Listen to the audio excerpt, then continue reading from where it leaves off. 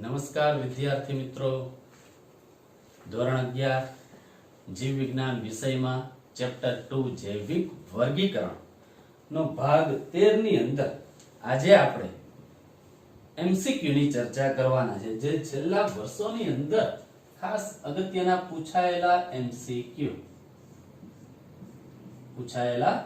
MCQ ની આજે આપણે ચર્ચા કરીશું. આગળના બધા લેક્ચરમાં આપણે આ ચેપ્ટર ની થિયરી નીટ સાથે પૂરી કરેલી છે. હવે આ 13મા પાર્ટ ની અંદર આપણે અગત્યના એમસીક્યુ ખાસ કરીને અહીંયા આપણે આજે જે ચર્ચા કરીએ છીએ 2016 17માં પૂછાયેલા પીએમટી નીટ ની પરીક્ષાની અંદર પૂછાયેલા એમસીક્યુ સોલ્વ કરવાના છે.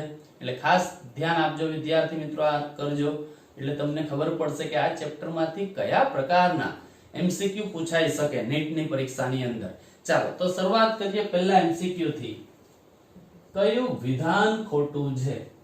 કયું વિધાન? ચાર વિધાન આપેલા છે. એ ચાર વિધાનમાંથી તમારે શોધવાનું છે કે કયું વિધાન ખોટું છે.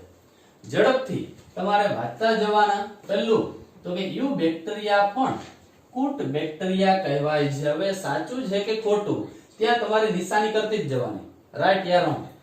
બીજું, ફાઇકોમાઇસેટિસ ને લીલમય ફૂગ કહે છે. તો આ સાચું છે એટલે રાઈટ કરવાનું કે ફાઇકોમાઇસેટિસ જલજ ફૂગ છે.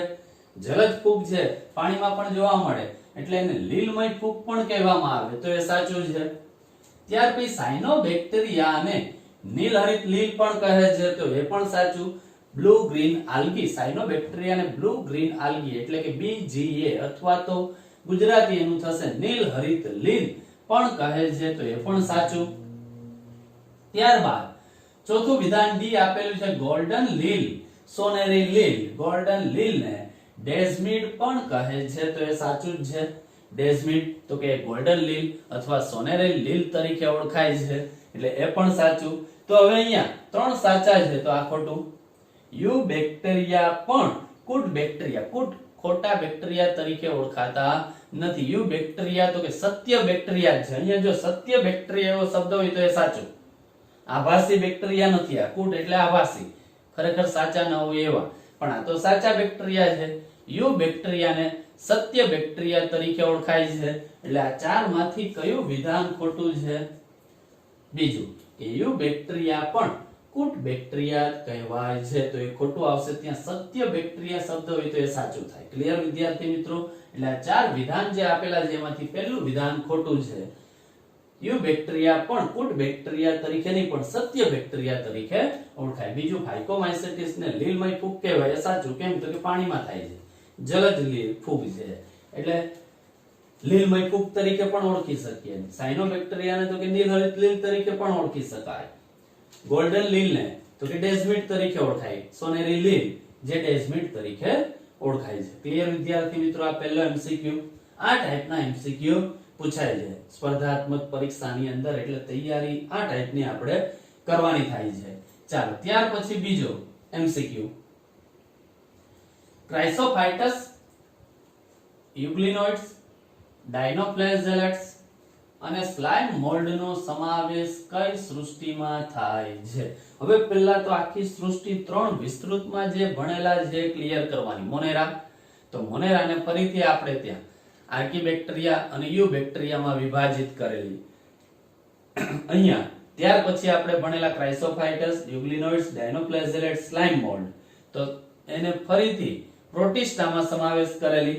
ફૂગને ફરીથી ફાઇકોમાઇસેટિસ, એસ્કોમાઇસેટિસ, બેસિડિયોમાઇસેટિસ અને ડ્યુટેરોમાઇસેટિસ માં વિભાજિત કરેલું. તો અહીંયા ફૂગ તો એ આવશે જ નહીં, પ્રાણી સૃષ્ટિ નહીં, મોનેરા પણ નહીં. જવાબ શું આવશે? પ્રોટિસ્ટા. જવાબ આવશે પ્રોટિસ્ટા. એટલે ક્રાઇસોફાઇટસ, યુગ્લિનોઇડ્સ, ડાયનોફ્લેજેલેટ્સ અને સ્લાઇમ મોલ્ડ નો કઈ સૃષ્ટિમાં સમાવેશ થાય? તો કે પ્રોટિસ્ટા સૃષ્ટિમાં. એકદમ સરળ એમસીક્યુ 2016 ની અંદર આ પૂછાયેલો છે. અહીંયા આપણે જેટલા પણ એમસીક્યુ અત્યારે વાત કરવાના એ 2016 માં બે વાર એક્ઝામ લેવાયેલી, મે અને જુલાઈ, એના આપેલા છે. ચાલો પ્રોટિસ્ટા એટલે જવાબ આવશે ડી. અહીંયા જવાબ આવશે પહેલા એમસીક્યુ માં એ. ચાલો ત્યાર પછી ત્રીજા એમસીક્યુ ની વાત કરીએ તો મોટા ભાગની ફૂગ ના કોષ દિવાલનો મુખ્ય ઘટક જણાવો. મોટા ભાગની ફૂગ ની કોષ દિવાલનો મુખ્ય ઘટક કયો હોય છે? તો આપણને ખબર જ છે કે ફૂગ ની કોષ દિવાલ વારંવાર એમસીક્યુ પૂછાય છે, યાદ રાખવાનું. ફૂગની કોષ દિવાલનો મુખ્ય ઘટક તો કે ફંગસ સેલ્યુલોસ એટલે કે કાઇટિન નો બનેલો હોય. ચાલો તો એમાં A cellulose, B હેમિસેલ્યુલોસ, D chitin, C પેપ્ટિડોગ્લાયકોન. તો અહીંયા સેલ્યુલોસ તો કે વનસ્પતિ હોય તો એની કોષ દિવાલનો મુખ્ય ઘટક સેલ્યુલોસ જ છે. હેમિસેલ્યુલોસ તો લીલ હોય તો એમાં હેમિસેલ્યુ વનસ્પતિ અને લીલ બંનેમાં હેમિસેલ્યુલોસ આવેલું હોય. પેપ્ટિડોગ્લાયકોન તો કે મોનેરા સૃષ્ટિની અંદર આર્કીબેક્ટેરિયા ની અંદર બેક્ટેરિયા ડોમેન ની અંદર કોષ દિવાલ પેપ્ટિડોગ્લાયકોન ની બનેલી હોય.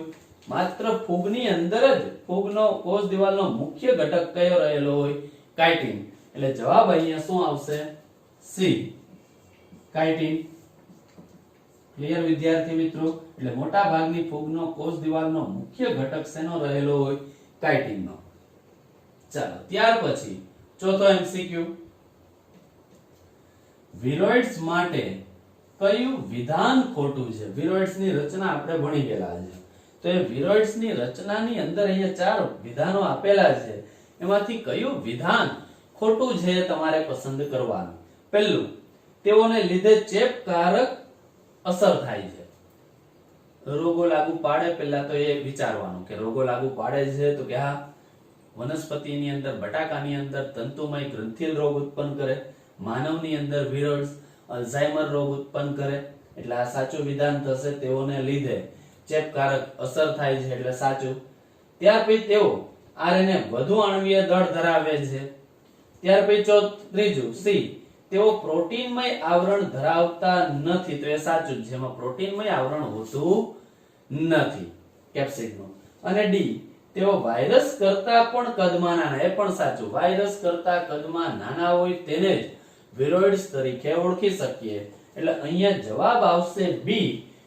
કઈ રીતે એની પણ વાત કરી દઈએ. તેઓના આરએનએ વધુ આણ્વીય દળ ધરાવે. વધુ નહીં પણ અહીંયા ઓછું હોય. ઓછું તો એ વિધાન સાચું થાય. એટલું જ ખાલી ફરક છે. આ 3 વિધાન સાચા. ખોટું શેના માટે? તો કે અહીંયા તેઓનો આરએનએ ઓછો શબ્દ હોય તો એ સાચું થાય. એટલો જ ફરક છે ખાલી. તેઓનો આરએનએ વધુ આણ્વીય દળ ધરાવે છે એટલે આ વિધાન ખોટું થશે. એટલે જવાબ આવશે B. વિરોઇડ્સ માટે વિધાન કયું ખોટું? તો કે B. ક્લિયર વિદ્યાર્થી મિત્રો? એમસીક્યુ ચોથો. ચાલો ત્યાર પછી પાંચમો એમસીક્યુ, મિથેનોજેન્સ નો સમાવેશ શેમાં થાય છે? મિથેનોજેન્સ નો સમાવેશ શેમાં થાય છે? A archaebacteria, B dinoflagellates, C slime mould, D eubacteria. તો હવે તો પહેલા તો મિથેનોજેન્સ નો સમાવેશ મોનેરા સૃષ્ટિમાં થાય. તો મોનેરા સૃષ્ટિમાંથી શેમાં? પહેલા જો તો કે આર્કીબેક્ટેરિયાની અંદર મિથેનોજેન્સ બેક્ટેરિયાનો સમાવેશ થાય. ડાયનોફ્લેજેલેટ્સ તો એ પ્રોટિસ્ટા, સ્લાઇમ મોલ્ડ પણ પ્રોટિસ્ટા, યુબેક્ટેરિયા તો કે સત્ય બેક્ટેરિયા તરીકે ઓળખાય. એટલે જવાબ શું આવશે? આર્કીબેક્ટેરિયા. મિથેનોજેન્સ નો સમાવેશ તો કે આર્કીબેક્ટેરિયાની અંદર થાય છે. ક્લિયર? એમસીક્યુ આ પાંચમો. ચાલો ત્યાર પછી છઠ્ઠો એમસીક્યુ, ફૂગ માટે નીચે આપેલ પૈકી કયું વિધાન ખોટું છે? ફૂગ માટે આપેલ પૈકી કયું વિધાન ખોટું છે? A બધી જ ફૂગમાં શુદ્ધ સેલ્યુલોઝની કોષ દિવાલ હોય છે. એ વિધાન સાચું કે ખોટું? વિચારો ઝડપથી. ચાલો વિદ્યાર્થી મિત્રો. B તેઓ વિષમકોષી છે. C તેઓ યુકેરિયોટિક છે. D તેઓ એક કોષીય અને બહુકોષીય બંને છે. ચાલો આમાંથી કયું વિધાન ખોટું એ પહેલા શોધો. ફૂગ માટે કયું વિધાન ખોટું? તો અહીંયા પહેલું, બધી ફૂગમાં શુદ્ધ સેલ્યુલોઝ, શુદ્ધ નહીં ફંગસ સેલ્યુલોઝ, કાઇટિન સાથે ફંગસ સેલ્યુલોઝ ની બનેલી શુદ્ધ હોતી નથી. એટલે આ વિધાન ખોટું થશે. એટલે જવાબ આવશે તેઓ વિષમપોષી છે. તો એ બરાબર જ છે. પોષણ માટે વિષમપોષી છે. મૃતોપજીવી પોષણ પણ ધરાવે જ છે. તેઓ યુકેરિયોટિક સુકોષ કેન્દ્રીય પણ છે. સુકોષ કેન્દ્રીય છે એટલે એ પણ સાચું. એટલે આ B પણ સાચું, C પણ સાચું. યુકેરિયોટિક એટલે સુકોષ કેન્દ્રીય. અને D તેઓ એક કોષીય પણ છે. ઈસ્ટ, સેકેરોમાઇસિસ, એકકોષીય પણ છે, બહુકોષીય એ સિવાયની ફૂગો બધી બહુકોષીય છે, એટલે આ વિધાન પણ સાચું થશે. એટલે બી, સી અને ડી સાચા વિધાન છે. ખોટું વિધાન કયું છે તો કે એ. ક્લિયર વિદ્યાર્થી મિત્રો? ચાલો ત્યાર પછી 7મો એમસીક્યુ. ખોટું વિધાન પસંદ કરો. 4 વિધાન આપેલા છે, એમાંથી ખોટું વિધાન પસંદ કરવાનું. એ ડાયટોમ્સ યુક્ત પૃથ્વીનું નિર્માણ ડાયટોમ્સની કોષ દિવાલ દ્વારા સર્જાય છે. સાચું કે ખોટું એ વિચારો. બી મહાસાગરમાં ડાયટોમ્સ મુખ્ય ઉત્પાદક છે. સાચું કે ખોટું? સી ડાયટોમ સૂક્ષ્મદર્શી છે અને પાણીમાં નિષ્ક્રિય રીતે તરે છે. ડી ડાયટોમ્સની કોષ દિવાલ સરળતાથી તૂટે છે. ચાલો પહેલું વિધાન ની વાત કરીએ. ડાયટોમ્સ યુક્ત પૃથ્વીનું નિર્માણ ડાયટોમ્સની કોષ દિવાલ દ્વારા સર્જાય તો એ સાચું વિધાન. પૃથ્વીનું ડાયટોમ્સ પૃથ્વીનું નિર્માણ ડાયટોમ્સની કોષ દિવાલ દ્વારા સર્જાય છે. સાચું. મહાસાગરના મુખ્ય ઉત્પાદકો તો કે ડાયટોમ્સ જ છે, એટલે એ પણ સાચું. એ સાચું. બી સાચું. ત્રીજું ડાયટોમ સૂક્ષ્મદર્શી અને પાણીમાં નિષ્ક્રિય રીતે તરે એ પણ સાચું. વિધાન ખોટું કયું આવશે? ડી. એટલે જવાબ આવશે ડી. ડાયટોમ્સની કોષ દિવાલ સરળતાથી તૂટે છે, તૂટી જ નથી શકતી.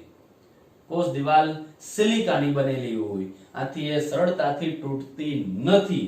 એવું હોય તો સાચું પડે. અહીં તો એવું લખ્યું કે ડાયટોમ્સની કોષ દિવાલ સરળતાથી તૂટે છે, એટલે વિધાન ખોટું કયું થશે? ડી. ક્લિયર વિદ્યાર્થી મિત્રો? જવાબ આવશે ડી. ચાલો ત્યાર પછી 8મો એમસીક્યુ. ચરતા પ્રાણીઓના છાણમાંથી બાયોગેસ ના નિર્માણ માટે કયો પ્રાથમિક પ્રોકેરિયોટિક જવાબદાર છે? પ્રોકેરિયોટિક એટલે આદિ કોષ કેન્દ્રીય જવાબદાર છે. એ યુબેક્ટેરિયા, બી મિથેનોજેન્સ, બી હેલોફિલ્સ, ડી થર્મોએસિડોફિલ્સ. ચાલો તો અહીં યુબેક્ટેરિયા એની આવે. મિથેન વાયુ નિર્માણ માટે બાયોગેસ માટે જવાબદાર નથી. હેલોફિલ્સ પણ નહીં આવે. મિથેનોજેન્સ જવાબ આવશે અહીંયા સી. મિથેનોજેન્સ બેક્ટેરિયા જે ચરતા પ્રાણીઓના છાણમાંથી બાયોગેસ નિર્માણ કરે છે. થર્મોએસિડોફિલ્સ પણ નહીં આવે. ગરમ પાણીના અંદર જરામાં જોવા મળે. હેલોફિલ્સ અતિશય ક્ષારયુક્ત વિસ્તારમાં જોવા મળે. યુબેક્ટેરિયા તો એ સત્ય બેક્ટેરિયા છે. જવાબ કયા આવશે? મિથેનોજેન્સ બેક્ટેરિયા. ક્લિયર વિદ્યાર્થી મિત્રો? પ્રોકેરિયોટિક એટલે આદિ કોષ કેન્દ્રીય. ચાલો ત્યાર પછી 9મો એમસીક્યુ. મેડકાવ રોગ માટે જવાબદાર ઘટક કયો છે? એ કૃમિ, બી વાયરસ, સી બેક્ટેરિયા, ડી પ્રાયોન્સ. એ કૃમિ નહીં આવે. બી વાયરસ પણ નહીં આવે. સી બેક્ટેરિયા પણ નહીં આવે. ડી અહીંયા મેડકાવ રોગ માટે યાદ રાખવાનું પ્રાયોન્સ જવાબદાર છે. મેડકાવ રોગ માટે કોણ જવાબદાર? તો કે પ્રાયોન્સ. ક્લિયર વિદ્યાર્થી મિત્રો? ચાલો વિદ્યાર્થી મિત્રો હવે આપણે આગળનો 10મા એમસીક્યુ ની વાત કરીએ. 10મા એમસીક્યુ ની અંદર મોનેરામાં નીચેનામાંથી કોનો સમાવેશ થાય છે? મોનેરામાં નીચેનામાંથી કોનો સમાવેશ થાય છે? મોનેરા સૃષ્ટિની અંદર કોનો સમાવેશ થાય છે? તો જવાબની અંદર ઓપ્શન આપેલા છે તમને. એ અમીબા, બી જીલેડિયમ, સી ઈ કોલાય, ડી સ્પાયરોગાયરા. તો અહીંયા પહેલા અમીબાનો સમાવેશ પ્રોટિસ્ટાની અંદર થાય. જીલેડિયમ લીલ છે તો એ લીલ વર્ગની અંદર સમાવેશ છે. સ્પાયરોગાયરા પણ લીલ છે એટલે લીલ વર્ગની અંદર સમાવેશ. એટલે આ ત્રણેય મોનેરામાં નહીં આવે. જવાબ શું આવશે? તો કે બી ઈ કોલાય બેક્ટેરિયાનો સમાવેશ મોનેરા સૃષ્ટિની અંદર થાય છે. ઇસેરેસિયા કોલાય બેક્ટેરિયા, ઈ કોલાય બેક્ટેરિયાનો સમાવેશ મોનેરા સૃષ્ટિમાં થશે. ક્લિયર વિદ્યાર્થી મિત્રો? એટલે જવાબ બી આવશે. ઈ કોલાય બેક્ટેરિયા જે મોનેરા સૃષ્ટિમાં સમાવેશ. ત્યાર પછી 11મો એમસીક્યુ. એમીબાયોસિસ એટલે કે મરડો. એમીબાયોસિસ ખાલી જગ્યા દ્વારા રોકી શકાય છે. એમીબોઇસ હિસ્ટોલિકા દ્વારા એમીબોઇસ મરડો રોગ થાય છે. એ કોના દ્વારા રોકી શકાય?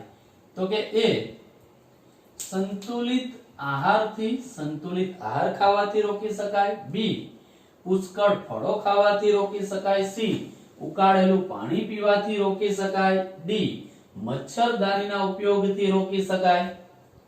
તો અહીંયા સંતુલિત આહારથી એમિબોઇસ આપણે રોકી નહીં શકીએ, પુષ્કળ ફળ ખાવાથી પણ નહીં, પરંતુ જો ઉકાળેલું પાણી પીવામાં આવે તો એમિબોઇસ મરડો રોગ આપણે અટકાવી શકીએ, કેમ કે પાણીની અંદરથી આગળ આ રોગ વધે છે. અને ડી મચ્છરદાનીના ઉપયોગથી પણ એ રોકી શકાય નહીં, માત્ર ઉકાળેલું પાણી પીવાથી એમિબોઇસ એટલે કે મરડો અમીબોઇસ હિસ્ટોલિકા દ્વારા એ રોગ થાય છે.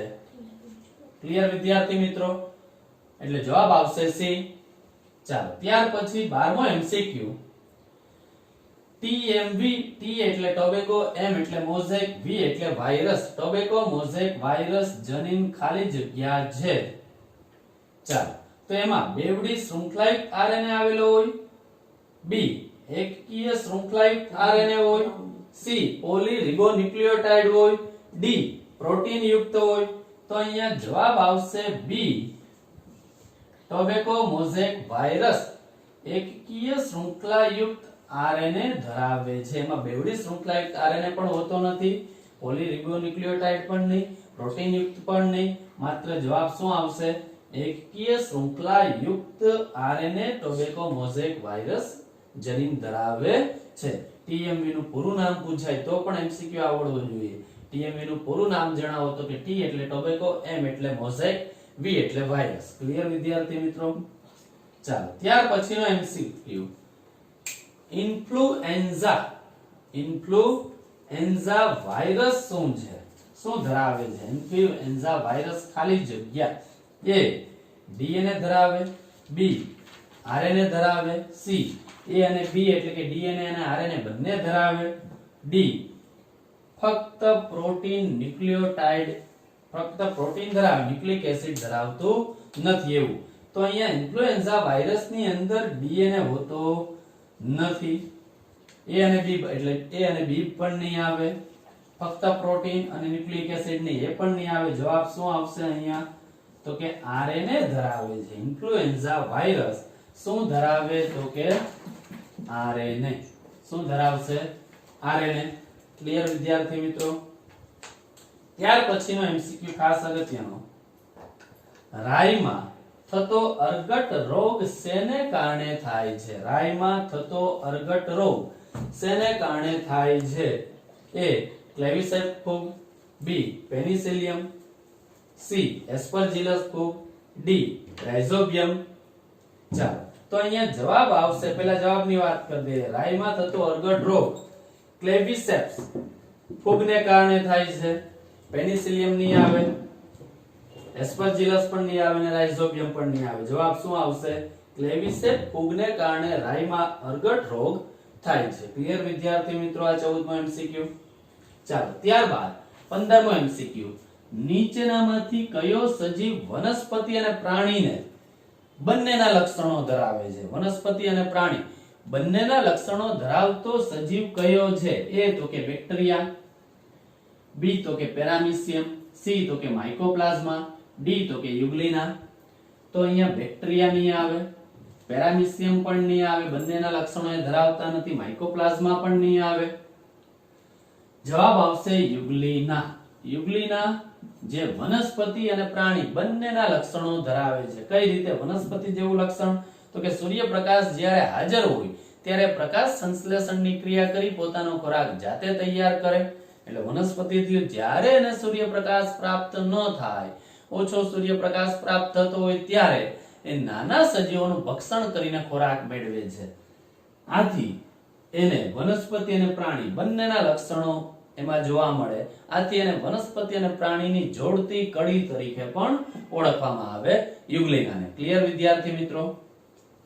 ચાલો ત્યાર પછી 16મો એમસીક્યુ. ઘઉંમાં બ્લેક રસ્ટ. બ્લેક એટલે કાળા રસ્ટ ખાલી જગ્યાને કારણે થાય છે. A puccinia, B aspergillus, C mucor, D rhizopus. તો આ યાદ રાખવાનું અહીંયા ખાસ. ઘઉંની અંદર બ્લેક રસ્ટ પક્સિનિયા ફૂગને કારણે થશે. જવાબ આવશે એ. એસ્પરજીલસ પણ નહીં આવે, મ્યુકર પણ નહીં આવે અને રાઇઝોપસ પણ નહીં આવે. જવાબ શું આવશે? એ પક્ષીની ફૂગને કારણે ઘઉંમાં બ્લેક રસ્ટ થશે. 17મો MCQ, ફૂગમાં સંગ્રહિત ખોરાક કયા સ્વરૂપે, ખાલી જગ્યા છે, કયા સ્વરૂપે હોય? ફૂગમાં સંગ્રહિત ખોરાક, ફૂગમાં સંગ્રહિત ખોરાક કયા સ્વરૂપે અથવા ખાલી જગ્યા છે? A glycogen, B starch, C sucrose, D glucose. તો અહીંયા જવાબ આવશે ગ્લાયકોજન. ફૂગની અંદર સંગ્રહિત ખોરાક ગ્લાયકોજન સ્વરૂપે સંગ્રહ પામેલો હશે. સ્ટાર્ચ તો એ વનસ્પતિ હોય એટલે સ્ટાર્ચ પણ નહીં આવે, સુક્રોઝ પણ નહીં આવે, ગ્લુકોઝ પણ નહીં આવે. કયા સ્વરૂપે સંગ્રહ પામશે? તો કે ગ્લાયકોજન સ્વરૂપે. ક્લિયર વિદ્યાર્થી મિત્રો? ફૂગની અંદર ખોરાક સંગ્રહ ગ્લાયકોજન સ્વરૂપે થાય છે. ચાલો ત્યાર પછી 18મો MCQ, શ્લેષ્મીય ફૂગ સ્લાઇમ મોલ્ડ, શ્લેષ્મીય ફૂગ સ્લાઇમ મોલ્ડ ના સુકાય ના દેહને શું કહે છે? આ ખાસ અગત્યનો MCQ. શ્લેષ્મીય ફૂગ સ્લાઇમ મોલ્ડ ના સુકાયને શું કહેવામાં આવે છે? સ્લાઇમ મોલ્ડ, શ્લેષ્મીય ફૂગ જે પ્રોટિસ્ટાની અંદર સમાવેશ કરેલો છે તો એ પ્રોટોનેમા. તો પ્રોટોનેમા દ્વિઅંગી વનસ્પતિની અંદર હશે એના સુકાયમાં એટલે આ પણ નહીં આવે, એ નહીં આવે. ત્યાર પછી બી પ્લાઝ્મોડિયમ, સી ફળકાય, ડી કવકજાળ. તો અહીંયા જવાબ આવશે શ્લેષ્મીય ફૂગ સ્લાઇમ મોલ્ડ ના સુકાયને પ્લાઝ્મોડિયમ તરીકે ઓળખવામાં આવે, પ્લાઝ્મોડિયમ તરીકે ઓળખવામાં આવે. ફળકાય પણ નહીં આવે અને કવકજાળ પણ નહીં આવે. અહીંયા યાદ રાખવાનું, શ્લેષ્મીય ફૂગ સ્લાઇમ મોલ્ડ ના સુકાયને શું કહે છે? તો કે પ્લાઝ્મોડિયમ. ક્લિયર વિદ્યાર્થી મિત્રો?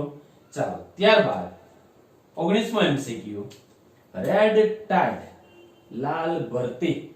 ભરતી અને ઓટ સમયે દરિયો આખો લાલ થાય. રેડ ટાઇડ થવાનું કારણ કયું છે? શેને કારણે? કયા સજીવને કારણે રેડ ટાઇડ ભરતી આવે છે? થવાનું કારણ ખાલી જગ્યા. એ ગોનિયોલેક્સ, બી કેરેટિયમ, સી ટાઇકેરાટિયમ, ડી આપેલ તમામ.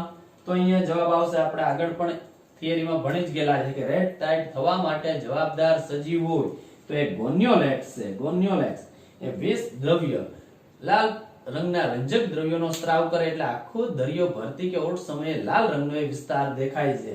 એટલે રેડ ટાઇડ ભરતી થવાનું કારણ ગોનિયોલેક્સ સજીવો છે.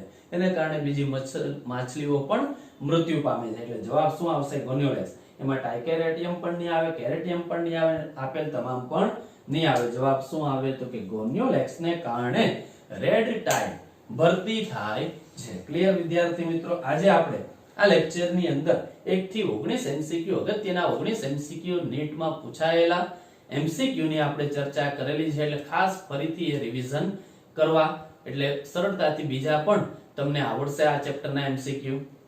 નમસ્કાર.